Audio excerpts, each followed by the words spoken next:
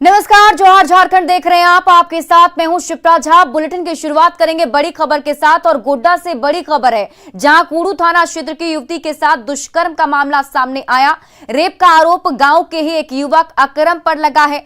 मामले में पीड़िता ने कूड़ू थाने में प्राथमिकी दर्ज करा दी है। बताया जा रहा है कि आरोपी अकरम लगातार उसका पीछा करता था, लेकिन एक दिन मौका देकर उसने उसके साथ दुष्कर्म किया, जिसके बाद उसने अपने परिजनों को इसकी सूचना दी। फिलहाल पुलिस ने अकरम को गिरफ्तार कर जेल भेज दिया है और मामले की छानबीन में जुट गई है। एसएसटी थाना में कांड दर्ज करके अभियुक्त को गिरफ्तार करके घटना कांड दर्ज होने के कुछ ही घंटों के भीतर अभियुक्त को न्यायिक हिरासत में भेज दिया गया था। पीड़िता का मेडिकल कराने के बाद उसमें जो भी आवश्यक चिकित्सीय कार्रवाई जांच की गई, उसके बाद में उसको 164 का बैन कराया गया है। इसमें डीएनए सैंपल प्रिजर्व करके उसको एफएसएल में जांच करने के लिए भेज दिया गया है और इसमें आरोप पत्र भी समर्पित कर दिया गया है।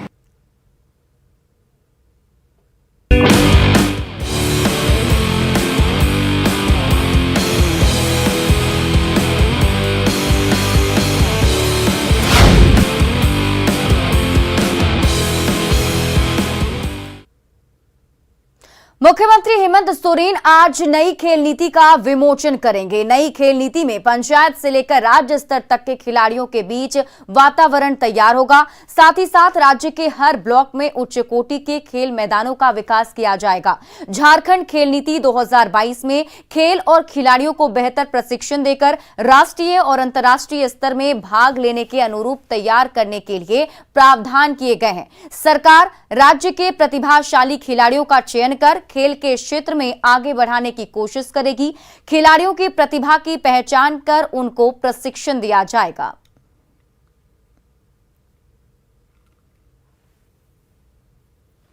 क्षेत्र में अपना भविष्य संवार रहे झारखंड के खिलाड़ियों के लिए आज का दिन खास है। खास इसलिए है क्योंकि राज्य के मुख्यमंत्री हेमंत सोरेन आज खेल नीति 2022 का विमोचन करेंगे। झारखंड मंत्रालय में यह कार्यक्रम है और इसको लेकर तैयारी भी चल रही है। आपको यहां बता देना जरूरी है कि जिस तरह से झारखंड के अंदर खिलाड़ियों को आगे बढ़ाने के लिए, चाहे वो स्कूल लेवल पर हो, कॉलेज लेवल पर हो, जिला लेवल पर हो, जो शिक्षा ग्रहण कर रहे छात्र हैं उनको भी कैसे खेल के क्षेत्र में आगे बढ़ाया जाए, इसको लेकर एक नीति भी तैयार कर ली गई है।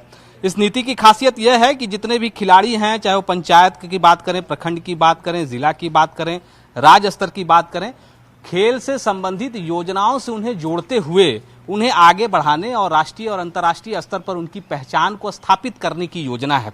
इसी तरह अगर हम आगे बात करें तो जिस तरह से झारखंड के अंदर में आपने देखा होगा कि खिलाड़ियों को सीधी नियुक्ति भी की जा रही है। खिलाड़ियों को छात्रवृत्ति देने की बात करें, उनको इंश्योरेंस प्रदान करने की बात करें, जो पूर्व खिलाड़ी हैं उन्हें पेंशन देने की बात करें, कई ऐसे जो ऐसे खेल मैदान हैं उन्हें उन्नत करने की बात करें, जो अगर ब्लॉक स्तर पर बात करें कि ब्लॉक में जो इस वक्त मैदान है उन्हें इस योग्य बनाना है कि वहां खिलाड़ी अच्छे से प्रशिक्षण ले सकें।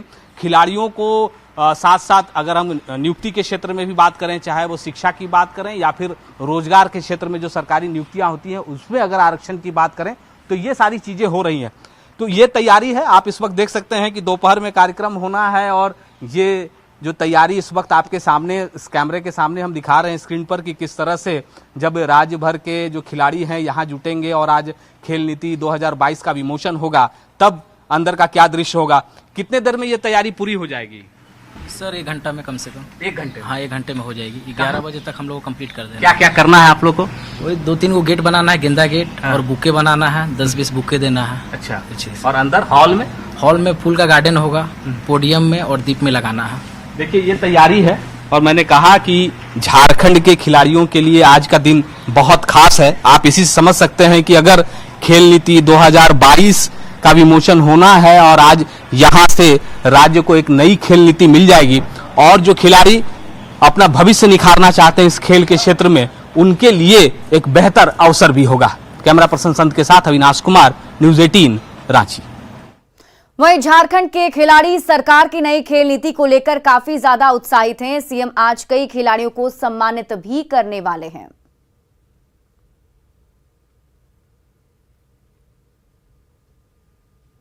मैं एक इंटरनेशनल खिलाड़ी हूं। किस में है? एथलीट में? एथलेटिक्स में मेरा इवेंट है 400 मीटर। अच्छा, तो आज मुख्यमंत्री जी आपको बुलाए हैं यहाँ, किसने बुलाया है?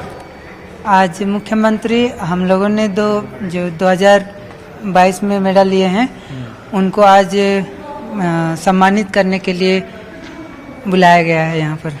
मैं भी एथलेटिक्स ही करती हूँ और मेरा भी मेडल 4x100 मीटर रिले में ही था जो बेंगलोर में हुआ था, खेलो इंडिया यूनिवर्सिटी गेम्स। कहाँ से हो तुम?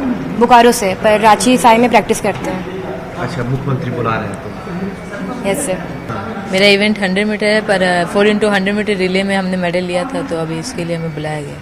अच्छा, कहाँ पे मेडल मिला आपको? बेंगलोर में ऑल इंडिया खेलो इंडिया गेम्स में, यूनिवर्सिटी गेम्स। और इन सभी की तरह हम लोग भी खेलो इंडिया में पार्टिसिपेट किए थे 4x100 मीटर रिले में, जिसमें कि हम लोग को ब्रॉन्ज मेडल जीते थे हम लोग। तो उस वजह से हम लोग को आज यहाँ बुलाया गया है सम्मानित करने के लिए सीएम के द्वारा। एक तरफ जहां राज्य सरकार खेल और खिलाड़ियों को लेकर खेल नीति का तोहफा देने जा रही है, तो खुशी के पल के बीच कॉमनवेल्थ गेम्स में गोल्ड जीतने वाली झारखंड की लवली चौबे थोड़ी मायूस नजर आ रही हैं। न्यूज 18 से खास बातचीत में उन्होंने बताया कि कॉमनवेल्थ गेम्स में पदक जीतने वाले दूसरे राज्य के खिलाड़ियों के लिए इनाम की घोषणा और बड़े पद दिए गए हैं, लेकिन झारखंड में ऐसा कुछ भी नजर नहीं आ रहा। कॉमनवेल्थ गेम्स में गोल्ड जीतने वाली लॉन बॉल खिलाड़ी लवली चौबे से बातचीत की न्यूज 18 संवाददाता संजय कुमार सिन्हा ने। राज्य सरकार आज राज्य के खेल और खिलाड़ियों को खेल नीति का तोहफा देने जा रही है। हमारे साथ यहाँ पर कॉमनवेल्थ के एक खिलाड़ी हैं जिन्होंने कॉमनवेल्थ गेम में लॉन बॉल में देश के लिए गोल्ड जीता था। हम उनसे बात करेंगे। लवली चौबे नाम है इनका।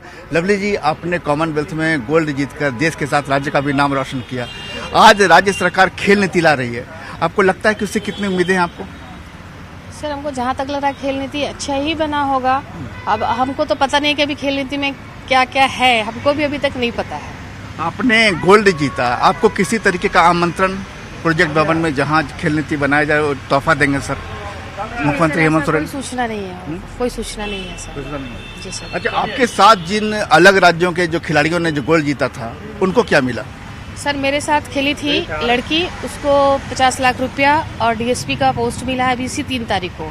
और दिल्ली की एक लड़की है, उसको मिला है 50 लाख रुपया, गाड़ी वाड़ी और प्रमोशन का बात चल रहा है। तो ये बताइए हमको कि आपको किसी तरीके का आमंत्रण किसी तरह का? नहीं सर, हमको तो कोई नहीं मिला है। नहीं मिला? जी सर।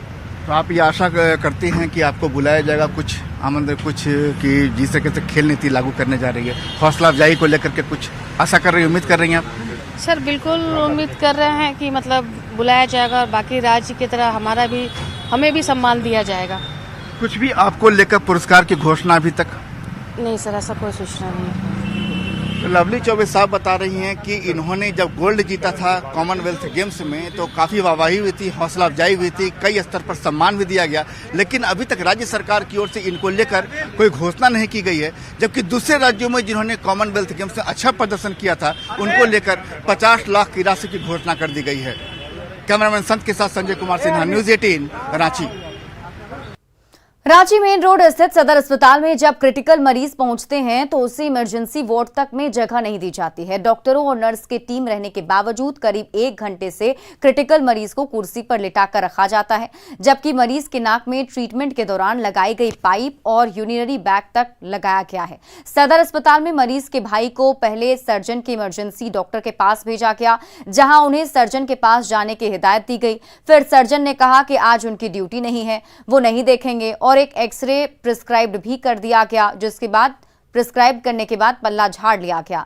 जब परिजन एक्सरे करवाने पहुंचते हैं तो पता चलता है कि मशीन ही खराब है।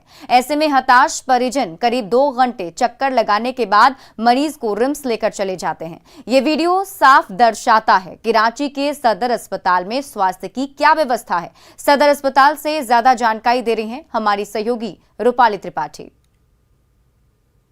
इस वक्त हम राजधानी रांची के सदर अस्पताल में मौजूद हैं, जहां पर आपने तस्वीरों में देखा कि किस तरीके से जो मरीज हैं वो क्रिटिकल है और उन्हें कुर्सी पर रखा गया है, ना कि इमरजेंसी में लिया गया है। उनके परिजन लगातार रात से मरीज को लेकर दर बदर भटक रहे हैं कि मरीज का किस तरह इलाज हो पाए या फिर डॉक्टर उन्हें कुछ निष्कर्ष बताए कि आखिर करना क्या है। आइए परिजन से ही जानते हैं किस तरीके से उन्हें अस्पताल का चक्कर लगवाया जा रहा है, जबकि उनकी मरीज की जो हालत है वो गंभीर है।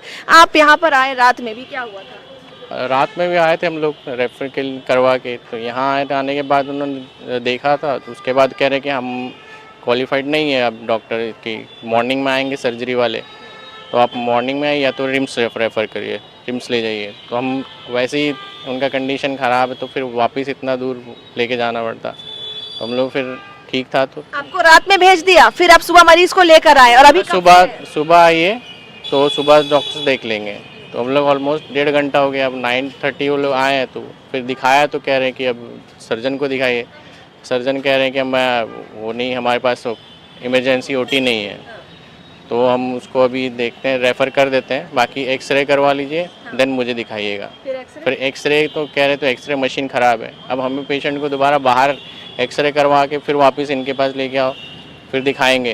मरीज को 1.5 घंटा यहाँ पर हो गया है, वो कुर्सी पर पड़ा हुआ है, जबकि उनके नोज में पाइप लगा हुआ है, यूरिनरी बैग लगा हुआ है। हाँ, और उन्होंने अभी तक तो उसको देखा भी नहीं है। अवस्था क्या है मरीज की, क्या बताएंगे?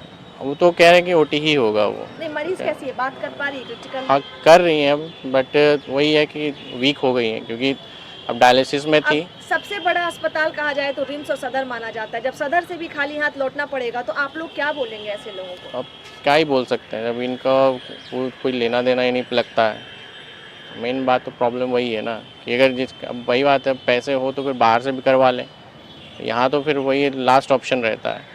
आम लोगों का सुनने वाला नहीं है अस्पताल, कोई नहीं सुनता है, वो तो कोई किसको बोलेंगे भी तो किसको बोलेंगे, वो कह देते हैं कि हमारा प्रॉब्लम नहीं है। क्या नाम आपका?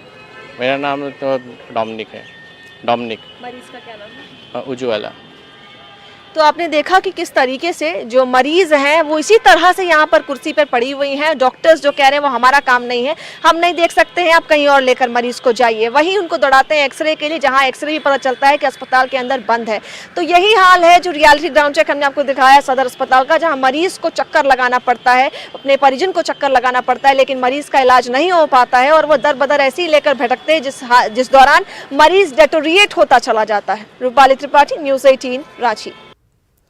बोकारो स्थित सदर अस्पताल के जांच केंद्र में कर्मियों की कमी का खामियाजा मरीजों को भुगतना पड़ रहा है। मरीजों को अपनी जांच रिपोर्ट के लिए कई घंटों तक लाइन में इंतजार करना पड़ता है।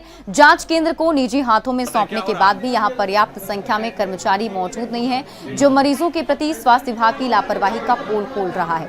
जांच में हो रही देरी से सबसे ज्यादा परेशानी गर्भवती महिलाओं को उठानी पड़ती है। मजबूर मरीज जांच के लिए निजी जांच घरों की तरफ रुख कर रहे हैं। 8 बजे से लगे हुए हैं। क्या दिक्कत हो रही है? जल्दी हाथ में चलाते हैं, उसके बार-बार जाते हैं। कितने लोग हैं यहाँ पे, कितने लोग हैं काउंटर में? एक ही रह रहे हैं। कितना परेशानी हो रही है?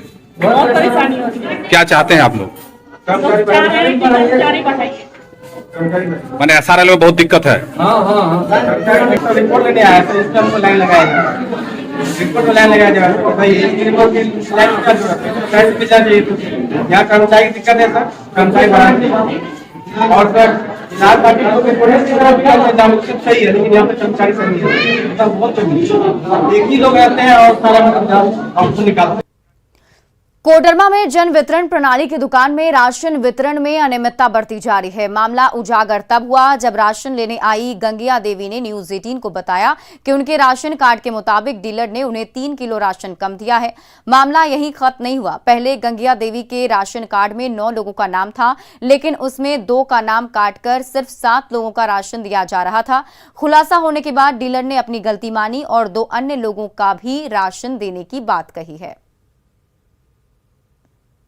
चढ़ा हम पैसा दिए हैं, हम जाके बोलिए डीलर के, तो हम जब बार वही बाबू हमारे चढ़ा ले बाबू, एक ही बार बाबू ना कहनो कहलिए कातू ना आदमियों कहलिए ना ना दे।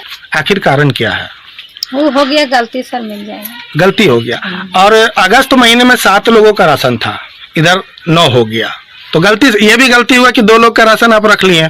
नहीं सर, अब तो आपको देना पड़ेगा उनको 2 लोगों का और देंगे सर। मामला संज्ञान में आया है, हमने एमओ को अभी भेजा है वहाँ जांच करने के लिए, जांच हो रही है, अगर इसमें सत्यता होगी तो उस पर कार्रवाई की जाएगी। कोडरमा जिले का जन वितरण प्रणाली, जहां राशन वितरण में लाभुकों को मिलने वाले राशन में भारी लापरवाही और अनियमितता देखने को मिली।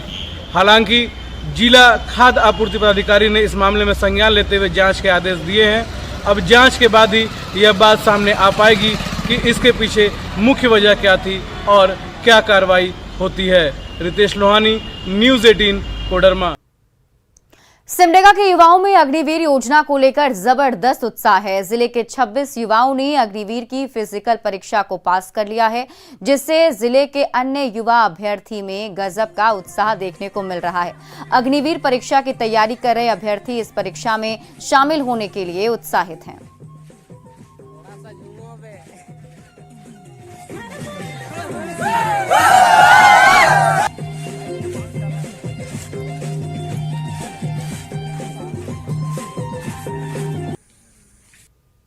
कि MKKH में जो बच्चे तैयारी कर रहे थे, पिछले अगस्त से हमने स्टार्ट किया था और लगभग 1 साल का समय हो चुका है। और इस 1 साल में जो यहाँ के मेरे बच्चे काफ़ी उन्होंने मेहनत किया है और अभी लगभग 30 बच्चे जो हैं उन्होंने फिजिकल क्वालिफाई किया, ये जिसमें 6 लोगों को हाइट में और चेस्ट में छांट दिया गया था। उसके बाद 24 बच्चों का मेडिकल हुआ था। इन 24 बच्चों में से 8 बच्चों ने मेडिकल क्वालिफाई कर लिया है। बाकी को री मेडिकल के लिए नामकुम और कलकत्ता उनको जो है री मेडिकल के लिए फिर से भेजा जाएगा। राज्यपाल के फैसला आने में हो रही देरी पर कांग्रेस ने सवाल उठाए हैं और कहा है कि राज्यपाल को जल्द ही पूरे मामले को साफ कर देना चाहिए। वहीं बीजेपी का कहना है कि इतनी आतुरता क्यों है, सरकार अपना काम करे। मेरे ख्याल से 2-3 पक्ष हैं, एक सत्ता पक्ष, दूसरा विपक्ष और तीसरी जनता जो हमारी मालिक है, सबकी मालिक है। केंद्र सरकार की मालिक है, झारखंड सरकार के, सभी राज्यों की सरकारों के मालिक है जनता। यहाँ पर जनता को बताना जरूरी है कि कमीशन ने क्या कहा है और मैं ये उम्मीद करता हूँ कि गवर्नर साहब जनता की आवाज़ को सुनेंगे। वो अपना काम करना बंद क्यों कर रहे हैं? अपना काम करें ना, उसकी व्याकुलता क्यों बढ़ रही है इसके लिए? यदि वो उनका कोई विषय नहीं है तो अपना काम करे। वो इस तरह के बयान करके कहना क्या चाहते हैं?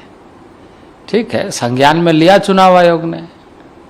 अब चुनाव आयोग का फैसला क्या है क्या नहीं है, इस पर इंतजार करिए। इतनी व्याकुलता दिखाने की क्या जरूरत है? लेकिन अब राज्यपाल के पास है नहीं है, ये किसने कंफर्मेशन किया, किसने बताया? चुनाव आयोग ने कहा कि हमने भेज दिया। कोई स्टेटमेंट आया उसका? चुनाव आयोग का कोई स्टेटमेंट आपके संज्ञान में है? उन्होंने दिया कि मैंने गवर्नर को भेज दिया है।